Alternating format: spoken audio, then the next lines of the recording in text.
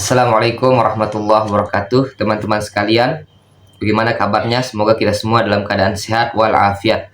Hari ini kita bertemu lagi di channel Ini Bukuku untuk mereview buku yang insya Allah agar bisa memberikan manfaat bagi para pendengar dan sekaligus bisa mengetahui isi buku itu. Namun sebelumnya jangan lupa subscribe, komen, share, like, dan kasih tahu kita akan mereview buku apa lagi. Ini buku yang cukup langka, tapi juga sangat-sangat memberikan kita kesadaran. Yang ingin saya review pada kesempatan kali ini ialah buku berjudul Tutorial Menjadi Bidadari Dunia Akhirat yang ditulis oleh M.H. Albana. Buku ini melintas tentang bagaimana kita diberi nasihat untuk menjadi seorang muslimah yang sejati sesungguhnya. Karena kita dengan membaca buku ini bisa mengkonstruksikan diri kita, bisa meluruskan diri kita.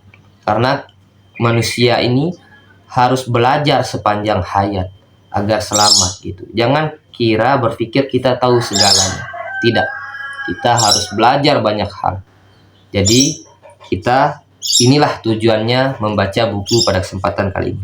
Oke, yang ingin saya baca pada kesempatan kali ini ialah bagian ke-15. Judulnya Protes Si Kupu-Kupu Malam. Ini cukup menarik.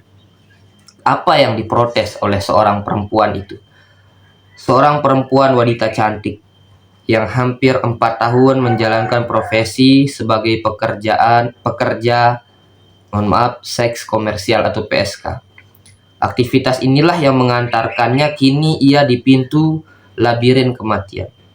Saat raga dan ruh terpisah dalam dimensi yang berbeda, meninggallah dia perempuan ini. Kini tibalah saat masa penentuan dan hisab pada wanita yang memiliki 1 orang anak itu. Entah siapa bapaknya. Saat malaikat dengan wajah penuh murka ingin menjebloskannya ke dalam neraka, perempuan ini teriak, menjerit, menangis histeris, memohon pembelaan diri terkait apa yang dilakukan dalam profesinya ini. Lalu apa kata wanita itu? Wahai penjaga pintu neraka yang terhormat, biarkan aku menjelaskan ini semua, ujarnya sambil menangis, meminta kasih dengan nanar tatapan mata yang berkaca-kaca. Apalagi alasanmu, kata malaikat. Lalu kata perempuan ini, mengapa engkau membiarkan aku, umat Muhammad, masuk ke dalam neraka? Kata perempuan. Karena dosa yang telah kau perbuat, kata malaikat. Dosa apa? Ia sejajarkan kedua kakinya bersimpuh dan menangis. Dosa zina, kata malaikat ini. Lalu apa kata si perempuan? Apa yang aku rugikan dari orang lain? Apakah aku menzolimi mereka? Toh apa yang aku lakukan lantaran suka sama suka? Dan atas jerih payah serta kenikmatan yang aku berikan, pantaslah mereka memberikan aku upah untuk itu semua, kata perempuan itu.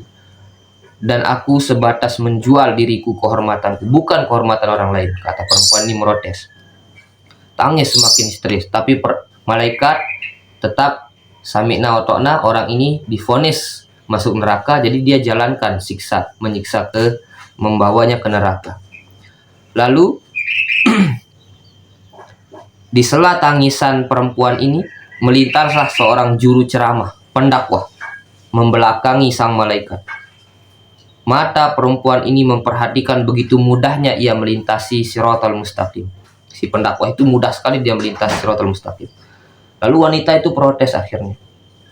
Wahai makhluk Allah yang paling taat, coba perhatikan bagaimana mudahnya ia melintasi Shiratal Mustaqim. Yang jelas-jelas ia sudah menelanjangi perkataan Tuhan. Itu protesnya perempuan. Apa maksudnya? Yang jelas-jelas pula ia melacurkan, mendoktrin ribuan manusia demi imbalan yang ia peroleh, demi memakmurkan perutnya dan menumpuk hartanya. belum sampai sang juru dakwah itu menyentuh garis ujung dari Shiratal Mustaqim, dengan sendirinya atas dasar protes PSK tadi, ia terjungkal dan akhirnya terjatuh ke dalam neraka. Nauzubillah. Ini sebenarnya menjadi peringatan bagi kita yang mengajarkan ilmu agama, mengajarkan ilmu-ilmu yang di Al-Quran dan lain sebagainya. Kita harus memperbaiki niat kita, karena kalau kita semata-mata kita mengharapkan dikasih oleh umat, berdakwah biar dikasih amplop dan lain sebagainya, maka itu bisa mencelakakan kita, karena kita sudah tidak berniat karena Allah, melainkan kita sudah berniat karena uang itu. Maka daripada itu, itulah juga bentuk daripada perbuatan-perbuatan yang syirik karena mengharap kepada selain Allah. Bukan berarti seorang pendakwah tidak boleh menerima imbalan dari umat dan lain sebagainya, tapi untuk meniatkan, apalagi dia sengaja memasang tarif seperti itu, maka itu harus menjadi introspeksi diri lebih panjang lagi. Maka daripada itu, ini pesan penting bagi diri pribadi. Semoga kita semua dalam menyampaikan kebaikan, menyampaikan, mengajar, itu niat kita benar-benar tulus karena Allah Subhanahu wa Ta'ala. Itulah buku. Ternyata ini bukan hanya untuk perempuan saja ya, tapi ini untuk umum juga. Memang tadi ceritanya tentang perempuan, tapi yang disentil dalam cerita tadi itu ialah seluruh pendakwah, seluruh yang menyampaikan tentang ajaran-ajaran agama, ilmu-ilmu, untuk memperbaiki niatnya dalam berdakwah. Terima kasih, semoga ini bermanfaat. Mohon maaf atas segala kekurangan. Jangan lupa like, comment, share, dan subscribe YouTube ini agar YouTube ini berkembang. Jangan lupa komen di bawah, kita akan mereview buku apa lagi pada kesempatan berikutnya. Assalamualaikum warahmatullahi wabarakatuh.